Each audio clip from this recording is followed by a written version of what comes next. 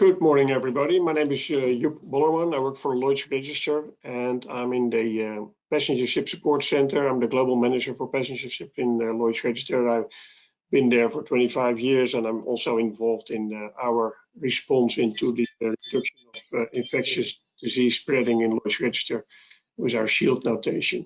We have a very good session today, and since the COVID-19 pandemic, it's clear that future outbreak prevention and response plans will be required. We'll need to do a lot of things to make sure that we make everybody in this industry feel comfortable and with the cruise industry and encourage everybody to come back. With me, I have two specialists in the industry, Mr. Ian Hay, a cruise ship public health specialist from Anchor Hygiene Services, and Mr. Paul Mooney, the director of Paul Mooney Hospitality. And I asked them both to quickly introduce themselves. Hello, my name is Paul. Hello, good afternoon. My name is Ian, and I run a company called Anchor Hygiene Services, and we provide a full gambit of public health support for the cruise industry. Hello, my name is Paul Mooney. I have a small little hospitality consultancy. I have 30 years of experience in the cruise industry, from small boutique ships right up to their larger ships.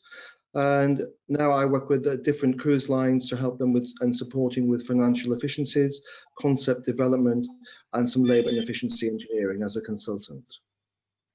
All right, thank you, Ian and Paul. Well, let's go right to the first question. I mean, we all know and have seen there's a lot of protocols in place. There are protocols in place that have been in place for many, many years, responding to other issues on board, like other infectious diseases, but none of it is ever really have been escalated to the level where we are working at now. So I was going to ask Ian and Paul, starting with Ian, why are the protocols that are currently in place not what they should be to address the concerns relating to COVID-19? Well, I guess like most industries, like most people, we were sideswiped by coronavirus, COVID-19 in particular. Cruise ships are very good at having outbreak and prevention plans in place. Every cruise ship is required to have that to comply with the CDC vessel sanitation program. So we're very, very good at getting rid of anything that ultimately relates to gastrointestinal illness. The VSP have never really had any interest in anything other than gastrointestinal illness. So when we're inspected, that's really what it's all about. So the cruise ships were completely unprepared for the onset of an illness outbreak that was unrelated to gastroenteritis. So minimum plans were in effect to manage isolation for a highly infectious and potentially deadly outbreak, such as COVID-19. And also, I would say that the cruise lines never considered an outbreak in which the authorities themselves, or port authorities particularly, and even the CDC would prohibit ships from embarking infected people into medical facilities ashore. A lot of what we read was the direct result of us not being able to land people to be isolated properly. All right, thank you for that, Ian. Paul, you have anything to add? Well, yeah, it's comments on the missing protocols is actually still quite difficult because it's still evolving, and this situation, unprecedented, has put the whole industry, both shoreside and shipside, into a bit of a turmoil. What I'm confident is that there's been such a huge investment in the cruise industry in getting this right and trying to fix it, that we're already ahead of the shoreside operations. We've worked with green, amber and red codes for dealing with norovirus, and now we're going to be in an elevated action mode to fix this. But it's not just the cruise lines within the protocol. There's lots of other things which will affect it. So, you know, starting straight away with supply chain coming into the ship, or garbage getting off the ship, never mind people just on the ship. then the protocols have to also be in place for when guests disembark and come back to the ship, and then dealing with the excursions and tour leaders and what are their protocols going to be. So there's a whole chain reaction, which are not just for the vessel, but when the vessels are visiting the ports, which is the reason why people go on cruise ships. Yesterday, MSC Grandiosa sailed.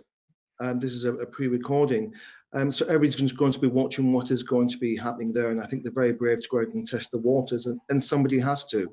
We've had a few small cruise lines go out there with some success, or majority successful, but the protocols will still evolve. I don't think we're there yet. I think there's been a fantastic job, but I think there's probably still things to be learned as we go along over the next few months. All right. Thank you for that. And thank you for also pointing out that something I did omit in the introduction. We did record this on 17th of August, and we all realized that the protocols and requirements that are internationally being agreed at the moment are at a moving target. So our new opinions that we display in this session are based on what we know as of today, 17th of August 2020. So you mentioned, Paul, the questions or the protocols that we are putting in place and are being put in place and have been in place. Who should be setting these industry standards? Paul. I think everybody has a vested interest because world economies are affected in this. It's not just the cruise ships, it's all the supply chains. You know, the milk that you put in your coffee in the morning, there's a cow somewhere in a country eating grass, not needed because we're not buying the milk. So the supply chain, I think in America is worth over 4 billion, 4.5 billion, I'm not quite sure in Europe. So who does all this fall into? Because it's affecting everybody within this industry.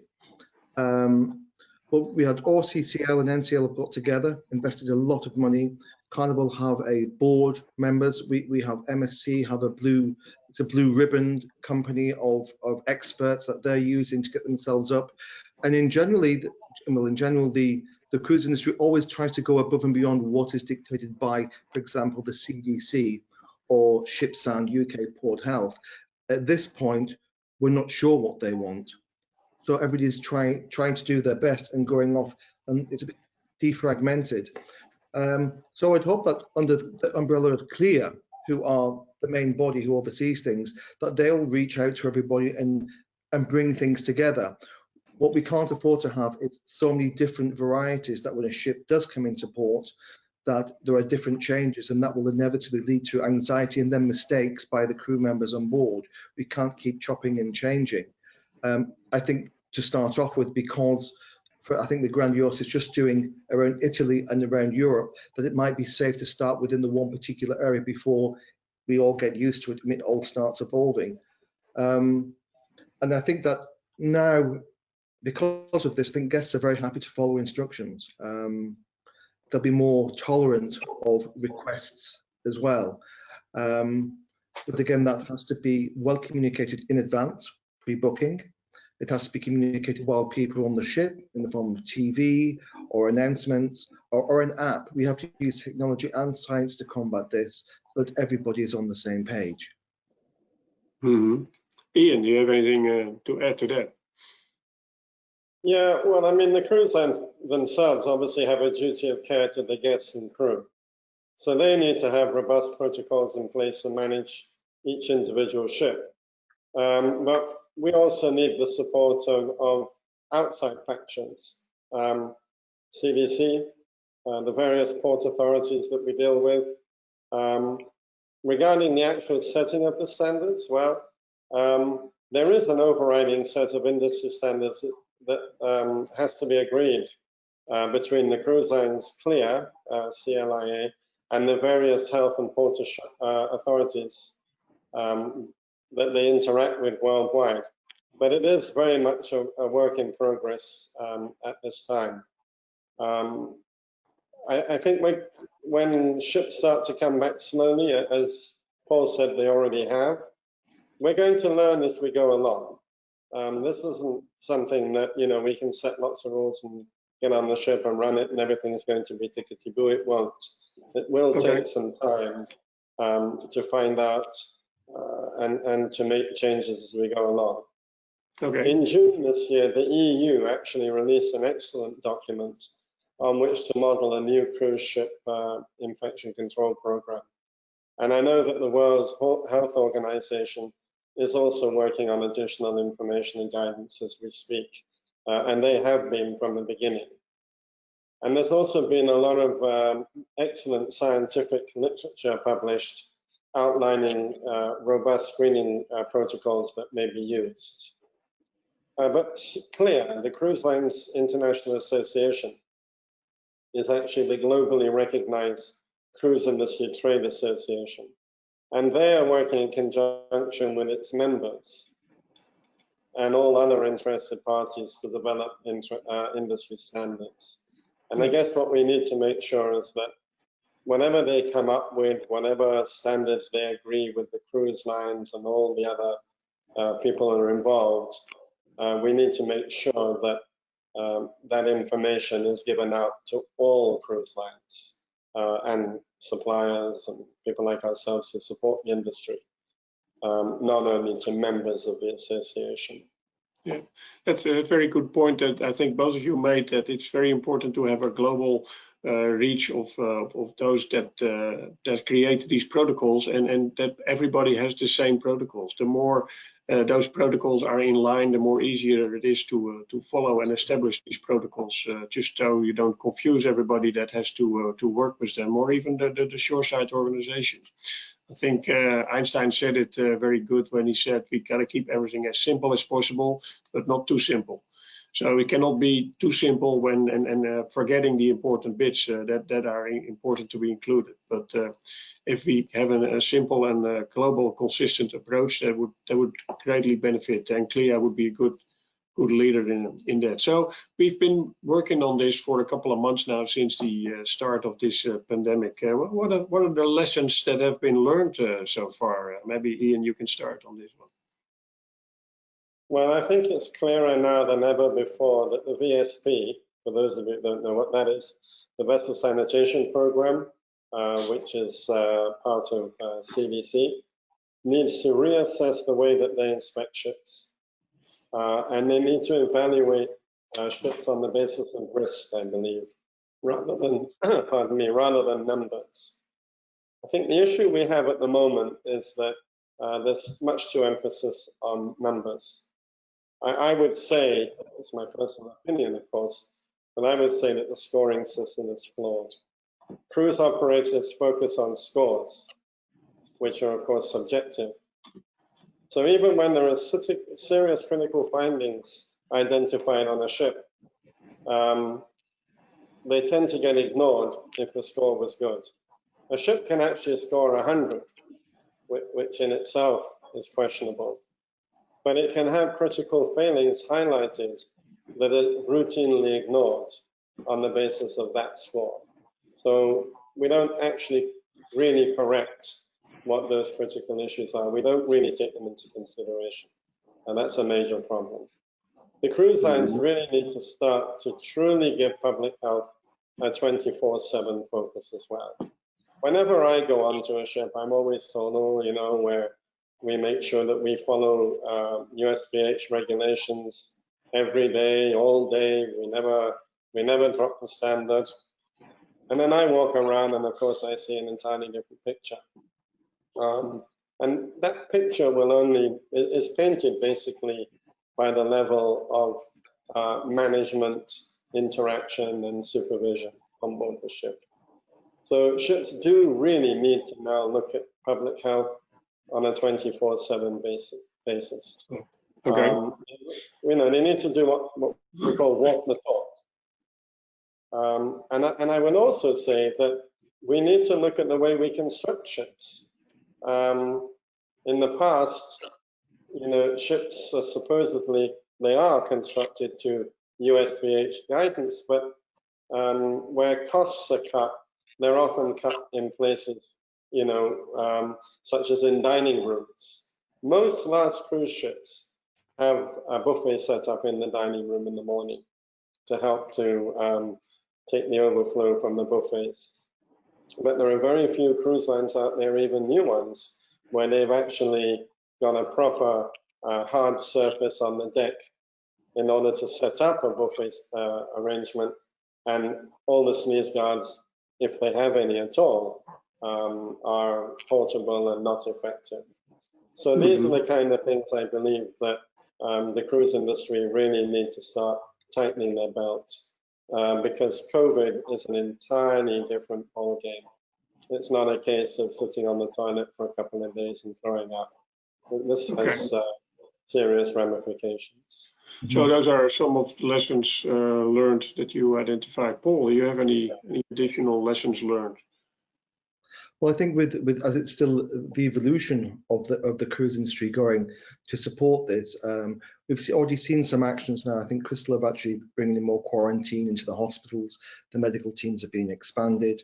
There'll probably be more testing to be done also during the sailing of the ship. How often that is, we don't know. Will that be free for guests? Will they have to pay for it? Will it be for the crew? I discussed something last week about taking the temperature of the crew, and maybe with a swiping card as you check in for your shift, also read your temperature at the same time to keep a log of what's going on within the crew from temperatures. I think that something which has been learned or is still being learned is the communication part. Guest expectations. It's about building trust for the guest.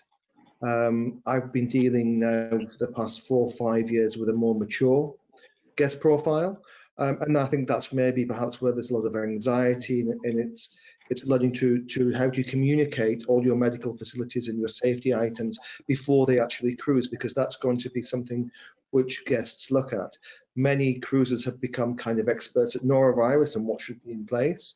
And then it's going to be a case of them understanding and knowing what should be in place that they'll be checking as well. And a lot of guests do check and do communicate if something is not checked upon or isn't done properly. And they can be quite vocal in that if somebody slips up. But as I said, I think that we're basically already a step ahead of the rest of the hotel industry, shoreside. And with testing the waters now with Grandiosa, and as much as others are coming online, they've been pushing back 1 or 2 in another month or another 2 months.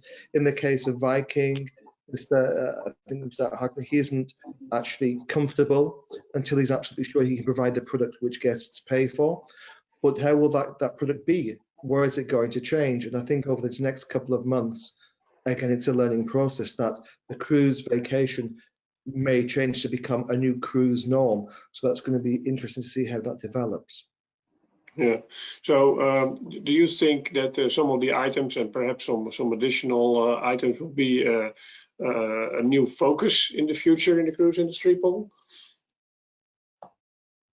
There'll be some of those items you already established, like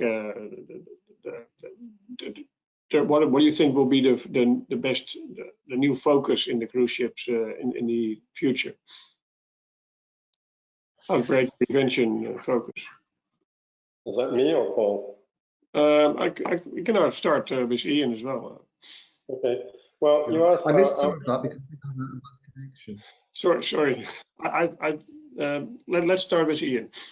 Okay. You had asked how outbreak prevention looks in the future. Well, as Paul rightly said, we already have pretty good processes in place to fight noroviruses and milder viruses. And we're very good at it. When I go to seminars around the world with the Royal Society of Public Health and others, it's very often the cruise ships, the speeches given by the cruise ships people that have really garnered the interest of everybody in the room.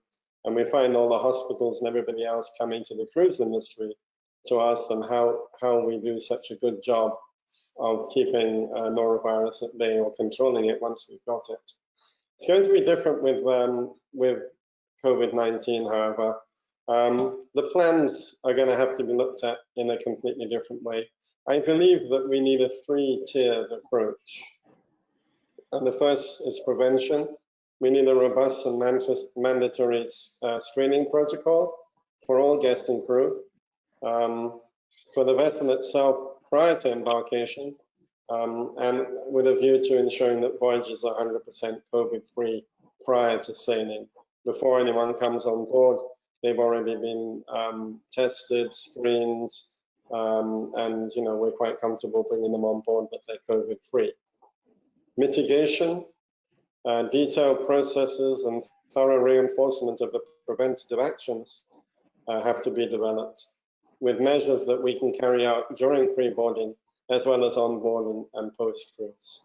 So, if something happens, we need to be able to immediately know what to do, how to do it, and to actually put it into effect. And the third element, I believe, is that we need a detailed plan focusing on patient care, management of passengers, and thorough company and vessel protocols, taking into account shoreside and health authority support. That's, I would say, the element at the moment that's possibly the stickiest bit. Actually knowing how we're going to be viewed by port authorities, health authorities, and so forth around the world, and how will we be able to land our patients, whether they're guests or crew, will they be allowed? Well, we don't know. I mean, there are so many things we don't know, what they'll be allowed to do, what they won't. So that's something that's being worked on at this moment. All right. Thank you for that, Ian. Paul, sorry for the confusion in the beginning, but would you like to add to this? Yeah, well, I think, as I just mentioned in the last question, I think guests or clients are more than happy now to comply, and they're looking after themselves. I think there's been enough on the news, in the media, enough about science shared about what to do and how to look after yourself. And I think that's a big plus, that people are already coming in, they're looking to protect themselves first and foremost. Again, the communication, pre-boarding and booking. But the other thing is, what are we doing for the crew, and what is the appropriate time to start teaching the crew on this? And is it best to do it in their country of residence with the agents and pre-prepare them before they fly, so their focus is completely on learning about this?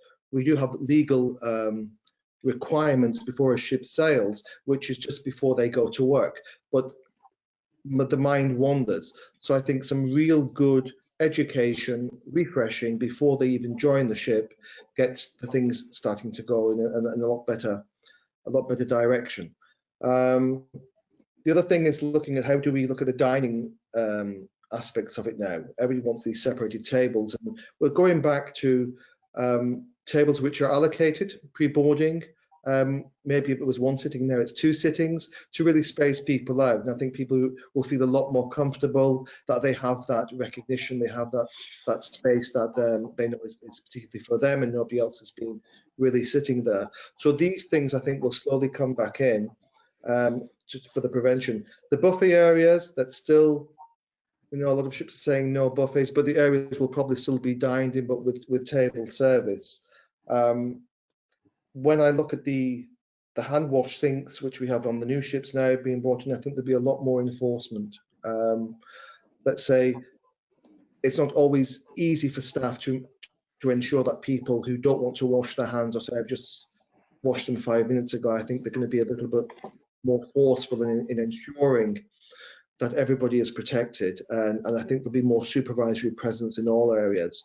When it comes to reporting in on how a ship is doing, as Ian was saying before, with CDC, we have the technology now where we should be reporting maybe weekly or even daily, a daily technical program which says what we're doing or what we have done. And that is then also reported through to the CDC or whoever is actually running that program.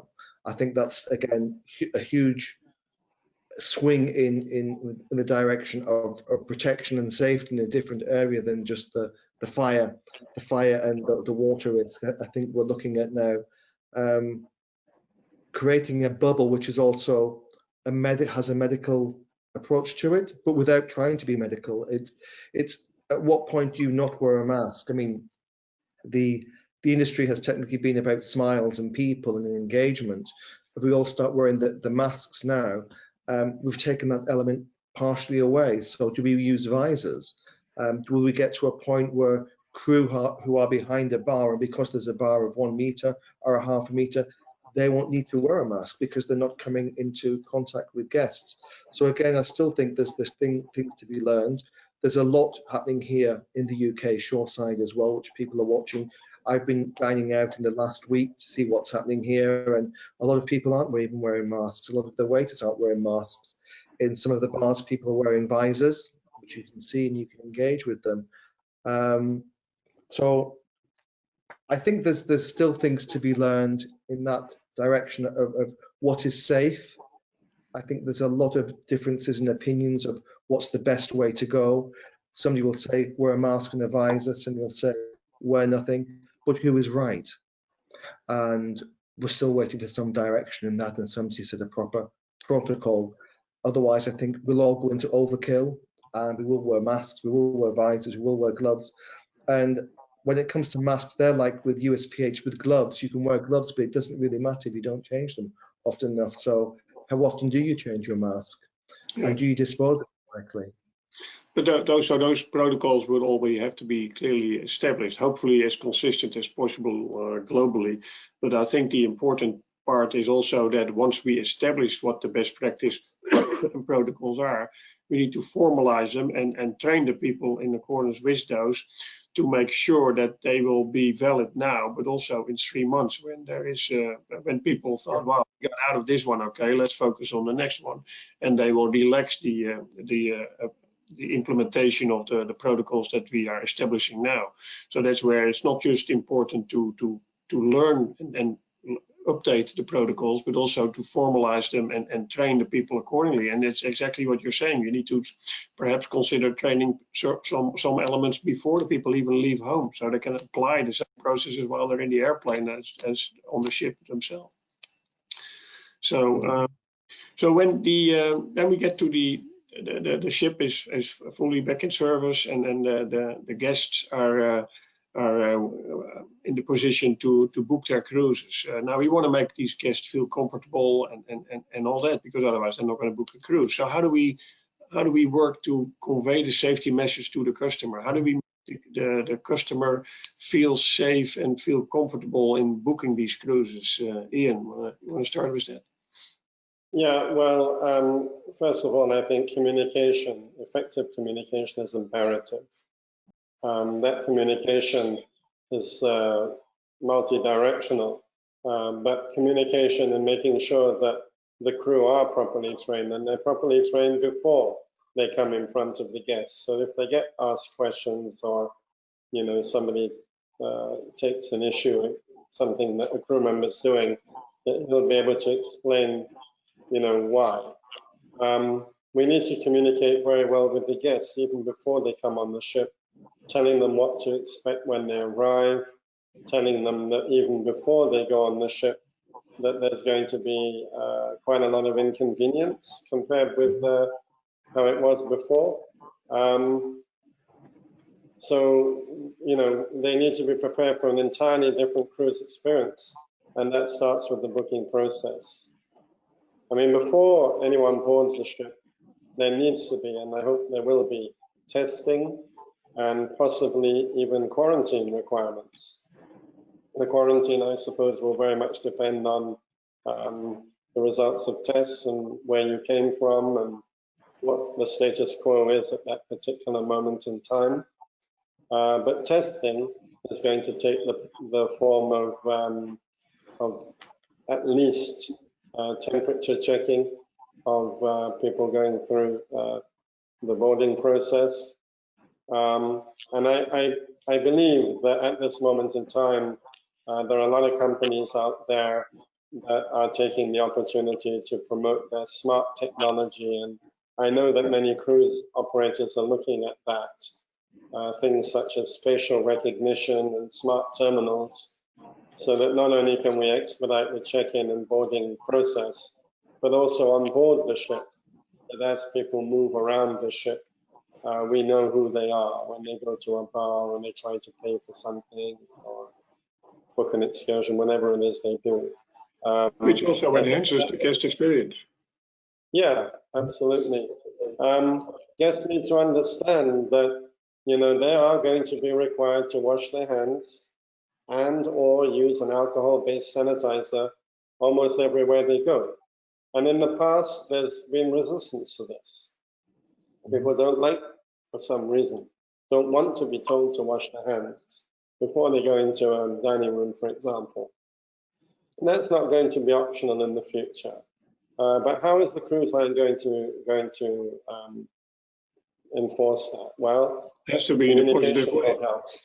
Because if that's something that they've been told well in advance, and we take every opportunity to remind them with signage, with the spoken word, with announcements, then it just becomes normal practice. It's amazing how quickly, actually, we all get used to things. Even now, I'm sure you guys, when you go to a shop and you have to wear a mask, I mean, it's almost second nature already. We put the thing on, we know we have to.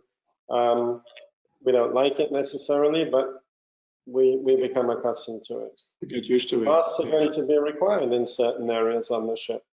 People need to be aware of that. And it's how we actually project those needs and explain to people why that will make them more willing to take, to actually comply. Okay. And Paul, what do you have anything to add to that? Yeah, well, I've already seen online a few videos which are cartoon-like, very, very simple, about what the protective measures are going to be. And normally on a ship, when you get on, if you want to use your TV before you can even switch it on to look at the channel, you'll have to watch the safety training video. And I would think that this is the first point we're going to start educating people. So good afternoon, Mr. and Mrs. Smith. Welcome. And then you have a video showing you how you approach the dining room, what the measures in place will be. We'll be reiterating how safe that the journey is going to be, that everything's been done, but also how to go on an excursion. What will meeting people for an excursion, how will you get to your excursion meeting point? And that's where the apps come in. I think the second part is building the trust, is certification from a global body. Already in the UK, I've seen about 4 different bodies giving stamps of approval. We're COVID ready, type of thing. You don't know which one is more valid than the other. We don't know which is governmental. It's getting a bit confusing. So by having something which says, yes, we are certified by CLIA as a safe environment, we've gone above and beyond. Scores, I don't think would be appropriate, because if you're a 99, then what are you doing not to get 100? So I think that part is going to change as well. What else do I have there? I just think that continual communication, not on a daily basis because it gets lethargic, but as you go into a new port talks will become more about COVID, protecting yourself. So if you're watching that on TV, we'll say, well, we're going into Portofino, or we're going into Barcelona, what to expect there when you get ashore. And this is what the people in the port expect us to do as you're going through those terminals.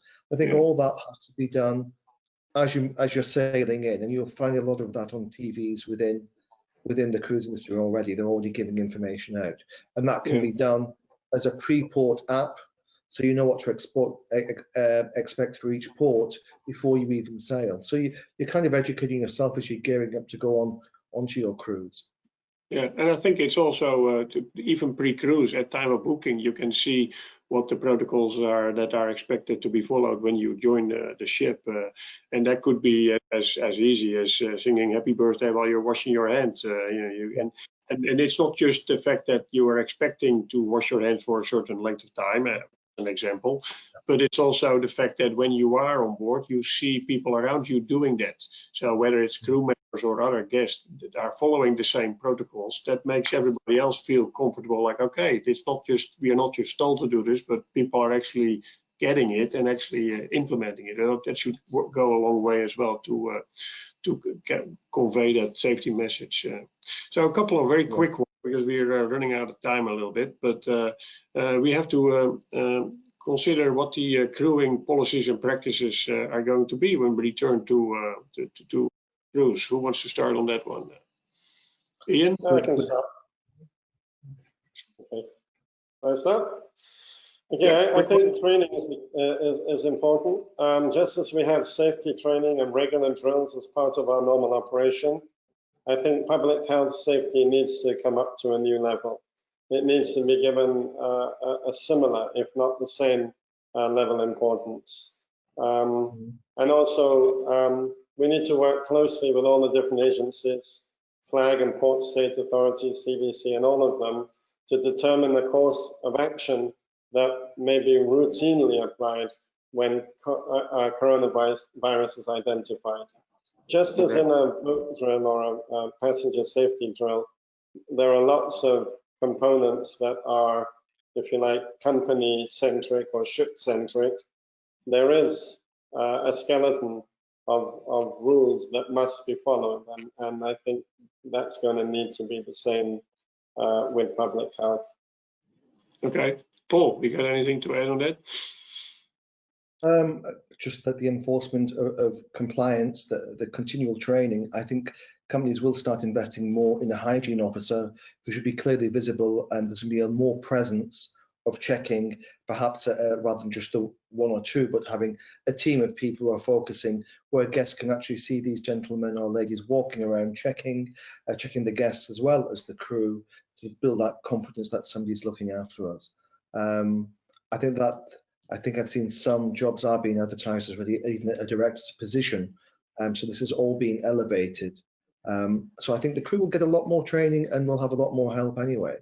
As we start to evolve, I think which is a good thing as well, because it makes them confident as people working within the industry that they're constantly being trained up. Absolutely. So just a slightly different topic, but also hoping for a quick answer. Paul, maybe you can start on this one. What are the differences that you would see into different classes and sizes of vessels, and maybe different destinations even? Well, the sizes vary. They're huge. We go from, say, Sea Dream Yacht Club with only 100 guests right up to 6,000. And I think what's important for a guest is the space per ratio of how much space do I have. I think the premium cruises to sell will be those which offer you a balcony if something does happen and you are stuck in your cabin in quarantine or isolation. You also have the balcony outside, which can become your outside dining terrace. And maybe that room service will start becoming more and more popular. Rather than going down to the dining room, you're going to have a mixed platter of food with a bottle of wine sitting actually outside. And I think that's more attractive as an option as opposed to getting on something a bit larger. I hear the larger cruise lines are actually reducing the numbers that sail with them and perhaps not using too many of the inside cabins as well to emphasize that they have a lot more space. And I think in the future, this will be something which cruise lines will definitely look at, that people can have, the corridors may get wider in new build. Certainly in public rooms or public restrooms, everything will be, you won't have to touch everything. Everything will be by infrared, doors flushing, even flushing in cabins. We'll probably see an overdrive of going above and beyond what is necessary, regardless of what the size of the ship. And that comes in with refurbishment and new. So in the next, say, year, we're looking forward to see what the CDC comes up with in new build and what the expectations are. But I think with sizes, it just depends. People shoreside, or some people shoreside, I should say, when they look at the cruises industry, they see a whole, and many of them have not been exposed to what we see, where we go from small boutique vessels right to the huge, 6,000 guests with 2,000 crew, and they don't always understand that it's a variety. You can't just say hotels, because hotel chains and hotel style shoreside has a huge differentiation. It's the same with cruise ships. They're not just all one size fits all. They're all very different. All right. Ian, what's your vision on this? And if we can keep it a little short as possible. Very, very quickly. I mean, size does matter. Looking at it from an entirely different perspective, I do a lot of work with very small ships, expedition ships, that sort of thing.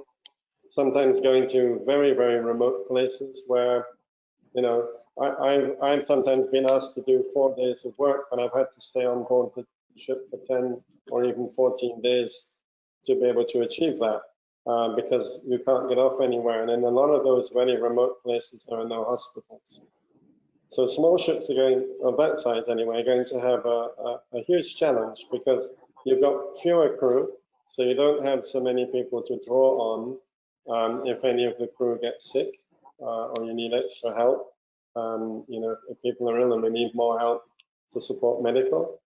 The medical facilities themselves are tiny, sometimes with only one doctor and no nurse. So I'm sure that all the ships will have at least a doctor and a nurse, or 2 doctors, who knows.